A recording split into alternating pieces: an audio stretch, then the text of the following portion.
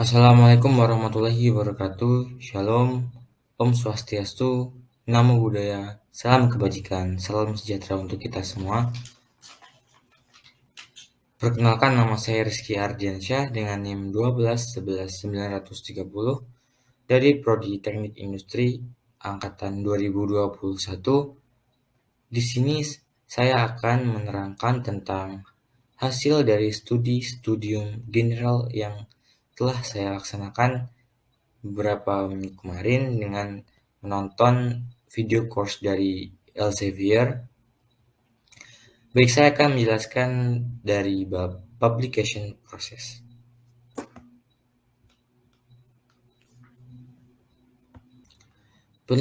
Peneliti saat ini, apakah mereka baru memulai karir mereka atau profesional berpengalaman, perlu memahami nilai perilaku etis, plagiarisme, penipuan ilmiah, dan keunggulan kompetitif yang tidak diungkapkan hanyalah beberapa hal yang dapat membahayakan integritas sains dan posisinya dalam komunitas ilmiah. Sangat penting untuk memahami batas-batas etika dan aturan untuk meluncurkan profesi atau karir dengan cara yang terbaik dan layak. Dengan demikian, pemikiran dari mengembangkan program etika penelitian dan publikasi untuk peneliti sebagai awal karir bekerja sama dengan sekelompok ahli independen dengan pengalaman dalam masalah yang berlaku. Program dalam Elsevier ini menyediakan sumber daya untuk membantu dalam menavigasi keadaan yang sulit dan menantang, termasuk dalam kesempatan untuk belajar langsung dari narasumber seorang pelecehan seksual. Hal ini ditunjukkan untuk bagaimana Anda dapat mengunduh item yang ditunjukkan pada perangkat ini. Di dalam etika, penelitian, dan publikasi, perangkat etika yang disediakan di Elsevier ini berisi materi pengantar untuk membantu seorang saintis memulai sumber daya tambahan termasuk film topikal, wawancara pribadi, pendalaman materi yang didampingi oleh para ahli, webinar yang dipimpin oleh pakar, dan publikasi etika terkini, dan revisi penelitian diri yang disempurnakan dari kuis etika. Selain itu ada terjemahan lembar fakta dalam bahasa Cina, Jepang, dan Spanyol. Dalam Elsevier juga sangat diharapkan bahwa program ini bisa membantu untuk membangun jaringan profesional dan reputasi yang kuat di dunia ilmiah, dan diharapkan dapat sukses dalam upaya mendatang sebagai peneliti. Baik, kita mulai ke pembahasan. What we learn. Apa yang akan kita pelajari pada bab ini? Yang pertama ada Fundamentals of Publishing. Yang kedua ada Research Metrics. Yang ketiga ada Finding the Right Journal.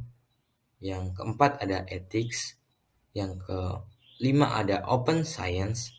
Yang keenam How to Publish. Yang ketujuh Publishing UN the Chemical Science. Kita mulai ke publication process.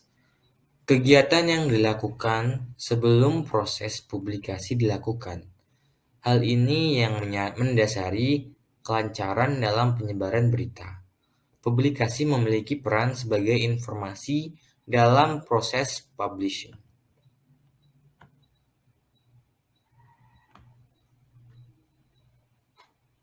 Berikutnya ada etis.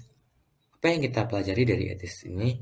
Ini berisi tentang penjelasan tentang etika penerbitan, wawasan tentang aturan yang harus Anda patuhi, informasi tentang kepemilikan dan izin konten. Selanjutnya ada apa itu plagiarisme, and how to detect it, dan bagaimana cara kita mendeteksi plagiarisme tersebut. Apa itu plagiarisme? Plagiarisme adalah perampasan ide, proses, hasil, atau kata-kata orang lain tanpa memberikan kredit yang sesuai, termasuk yang diperoleh melalui tinjauan rahasia proposal, penelitian, dan manuskrip orang lain. Biasanya, dalam plagiarisme menyajikan data atau interpretasi orang lain tanpa menghargai mereka. Dan dengan demikian, mendapatkan mereka sendiri sebagai imbalan yang diperoleh orang lain. Ini adalah termasuk jenis pencurian dalam hal mencuri kata-kata atau kutipan yang telah dibuat oleh peneliti yang diambil kutipannya tersebut. Dan menghilangkan motivasi ilmuwan untuk terus bekerja untuk menghasilkan data dan interpretasi yang baru. Karena demikian, ilmuwan menjadi malas untuk mengembangkan ide-ide yang baru karena kata-kata yang sebelumnya telah dirampas oleh orang lain dan diklaim menjadi hak orang lain. Adapun aplikasi yang dapat dibuat untuk mengecek plagiarisme adalah yang terkenal adalah Crosscheck. Salah satunya aplikasi ini merupakan alat untuk memberitahu editor tentang kesamaan antara karya-karya yang telah dipublikasikan sebelumnya melalui database yang besar yang telah diterbitkan.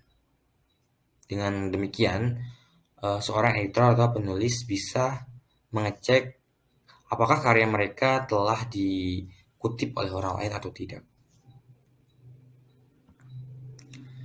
Selanjutnya ada komponen-komponen penilaian yang dapat dijiplak adalah yaitu kata-kata atau bahasa yang dapat dengan mudah diplagiarisme oleh orang lain. Yang selanjutnya ada informasi terkait dengan ilmu-ilmu yang telah diciptakan dan telah dikembangkan oleh peneliti. Hal ini dapat diambil oleh orang lain dan dijiplak oleh orang lain. Yang selanjutnya adalah diagram. Diagram juga salah satu komponen yang biasa dibuat orang lain untuk plagiarisme. Serta tulisan informasi yang lainnya yang termuat pada artikel. Dalam aplikasi yang crosscheck yang tadi dijelaskan, penerbit bisa mengidentifikasi plagiarisme menjadi 3 cara, yaitu yang pertama, database besar berisi 30 juta artikel lebih dari 50.000 jurnal dari 400.000 lebih penerbit. Yang kedua, ada perangkat lunak memberitahu editor tentang kesamaan apapun antara artikel Anda dengan artikel yang orang lain buat. Banyak jurnal dari Elsevier sekarang yang memeriksa setiap artikel yang dikirimkan menggunakan crosscheck. Oleh karena itu, sekarang lebih mudah mengecek plagiarisme. Selanjutnya ada content ownership. Perjanjian penerbitan memiliki jaminan untuk memperoleh keringanan privasi yang diperlukan, keaslian, memenuhi standar penelitian, kepatuhan dengan etika penerbit dan jurnal, serta kebijakan benturan kepentingan.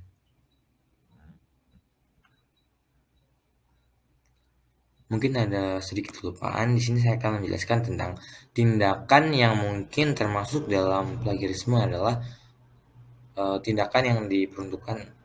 Pertama yaitu adalah surat keprihatinan dan teguran tertulis yang diberikan kepada seorang plagiarisme. Yang kedua ada pencabutan artikel. Yang ketiga beberapa bentuk tindakan disipliner dari pihak lembaga peneliti atau badan pendanaan. Yang terakhir ada hukuman ekstrim yang jarang sekali terjadi, seperti dilarang menerbitkan, kehilangan posisi atau pekerjaan, dan kehilangan dana atau sponsorship.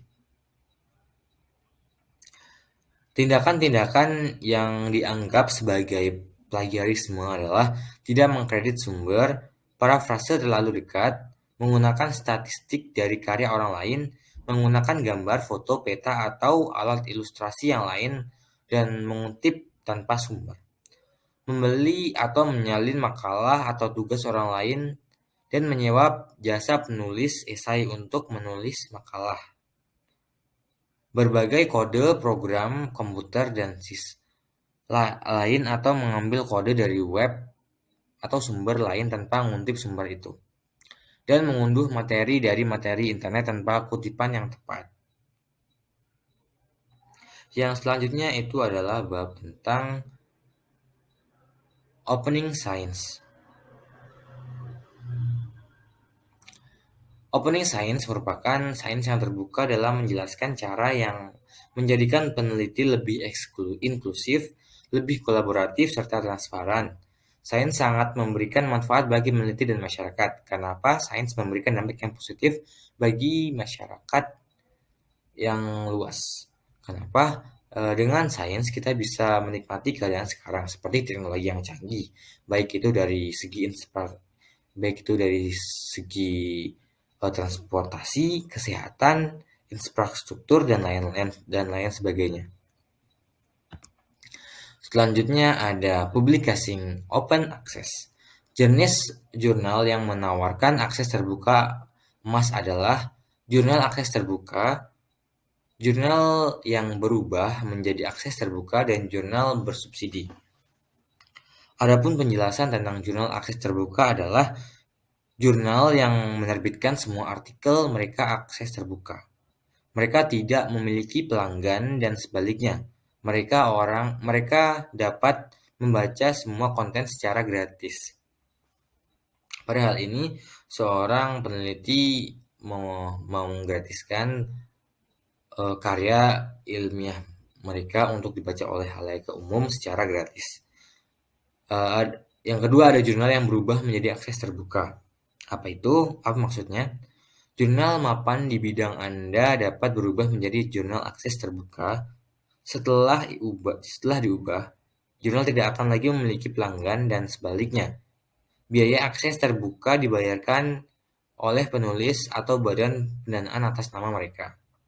Yang ketiga itu ada jurnal bersubsidi. Jadi jurnal bersubsidi ini adalah semua orang bisa menikmatinya dengan sepenuh dari organisasi yang memfasilitasi atau masyarakat yang memang menyediakan dana untuk menutup semua biaya publikasi, termasuk akses terbuka untuk semua penulis. Apa dampak akses terbuka itu? Sangat penting karena jika ada badan atau lembaga pendanaan memiliki kebijakan tentang akses publik ke penelitian, Anda akan melakukannya perlu disadari dengan kemudian mematuhi kebijakannya tersebut. Selanjutnya, jika ingin mematuhi kebijakan akses terbuka, kita perlu memahami opsi apa itu tersedia. Yang pertama, baca panduan jurnal untuk penulis dan cari pilihan emas dan hijau. Yang kedua, cari badan pendanaan atau berjanjian institusional dengan penerbit pilihan yang telah dipilih oleh penulis yang akan membuat kepatuhan lebih mudah. Yang terakhir, lihat internet lembaga Anda untuk informasi dan tautan akses terbuka jurnal pilihan yang telah dibuat. Baiklah, berikut merupakan penjelasan singkat yang dapat saya sampaikan. Kurang lebihnya saya mohon maaf yang sebesar-besarnya. Kepada Allah saya mohon ampun. Berikut merupakan Certificate of Excellence dari Fundamentals of Peer Review. Berikutnya Certificate of Excellence dari Research Metrics. Certificate of Excellence dari Finding the Right Journal. Certificate of Excellence dari Ethics, Certificate of Excellence dari Open Science, Certificate of Excellence dari The Lancet, dan yang terakhir Certificate of Excellence dari Publishing in the Chemical Science. Saya akhiri, wassalamualaikum warahmatullahi wabarakatuh. Terima kasih.